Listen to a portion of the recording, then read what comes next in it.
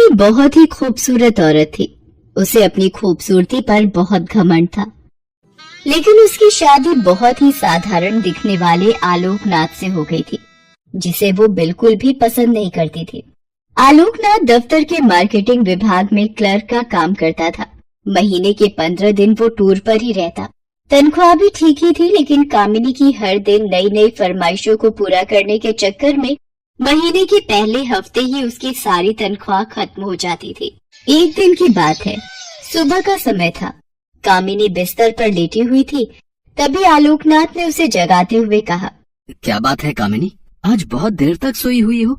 अरे, जिसकी किस्मत ही सो गई हो वो जाग कर क्या करे। क्या बात है, आज सुबह सुबह ही ताने? तो क्या चाहते हैं आप? सुबह सुबह आपकी आरती उतारना शुरू कर दूं या पैर दबाऊं? आलोकनाथ समझ गया कि कामिनी को कोई चीज चाहिए, क्योंकि जब भी उसे कोई चीज चाहिए होती थी वो इसी तरह का नाटक करने लगती थी। अरे क्या चाहिए तुम्हें, बोलो ना। आहा, बोल तो ऐसे रहे हो जैसे चांद तारे लेकर आ जाओगे मेरे लिए।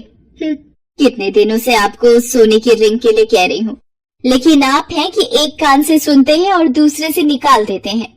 कामिनी, वो रिंग बहुत महंगी है। अब जितनी हैसियत है मेरी उतना ही तो कर पाऊंगा ना मैं, और अभी मेरा हाथ तंग है। 2-3 महीने रुक जाओ ना, फिर दिला दूंगा मैं।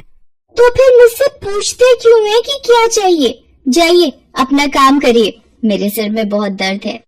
आलोकनाथ क्या करता, किसी तरह कर्ज लेकर कामिनी के लिए रिंग ले आया। लेकिन कामिनी बहुत ही लालची औरत थी, उसे हमेशा कुछ नया चाहिए होता था।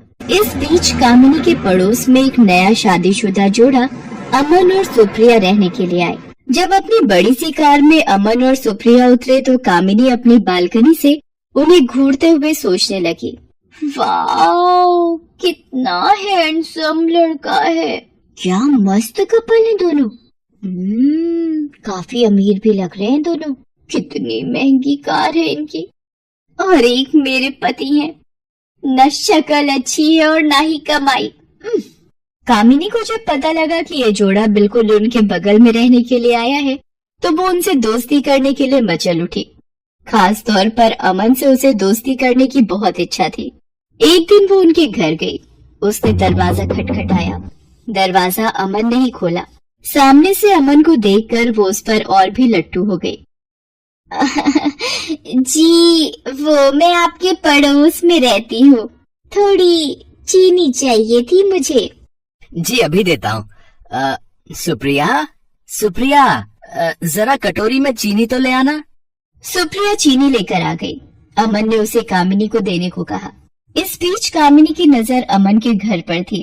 काफी महंगी और एंटीक चीजों से सजा हुआ था उनका घर। जब सुप्रिया ने कामिनी को चीनी की कटोरी दी तो उसकी नजर सुप्रिया के गले में पहने नेकलेस पर गई।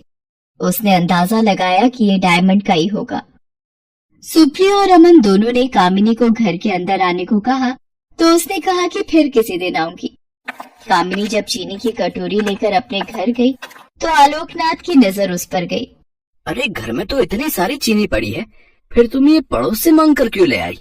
ये बात आपकी समझ में आ जाती तो आप अपने ऑफिस में क्लर्क नहीं होते। धीरे धीरे कामिनी अमन और सुप्रिया से दोस्ती बढ़ाने लगी।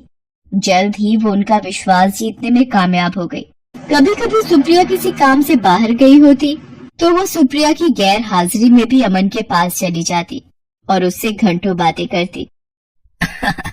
अरे बस करिए भाभी, आप तो हंसा हंसा कर जान ही ले लेंगी। अरे ऐसा मत कहिए अमन, आपकी जान हमें बहुत कीमती है। हम तो आपके लिए अपनी जान भी दे सकते हैं। एक बार बोलिए तो। अब ये आप क्या कह रही हैं? अरे आप तो सीरियस ही हो गए। अब आपकी भाभी को आपसे मजाक करने का भी अधिकार नहीं है क्या?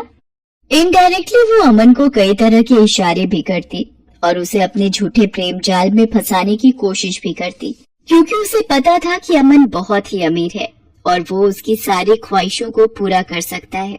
लेकिन अमन अपनी पत्नी से बहुत प्यार करता था, इसीलिए वो कामिनी की उन हरकतों का कोई जवाब नहीं देता था।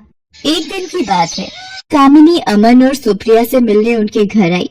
अरे आइए आइए भाभी, हम आपकी बातें कर रहे थे। मेरी बात? अरे ये अमन तो हमेशा आपकी ही बात करता रहता है।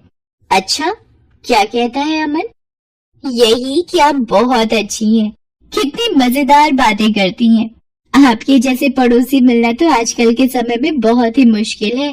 सुप्रिया के मुंह से अपने लिए अच्छी अच्छी बातें सुनकर कामिनी मन ही मन बहुत खुश हो रही थी और उसे लग रहा था कि एक न एक दिन तीर निशाने पर लग ही जाएगा।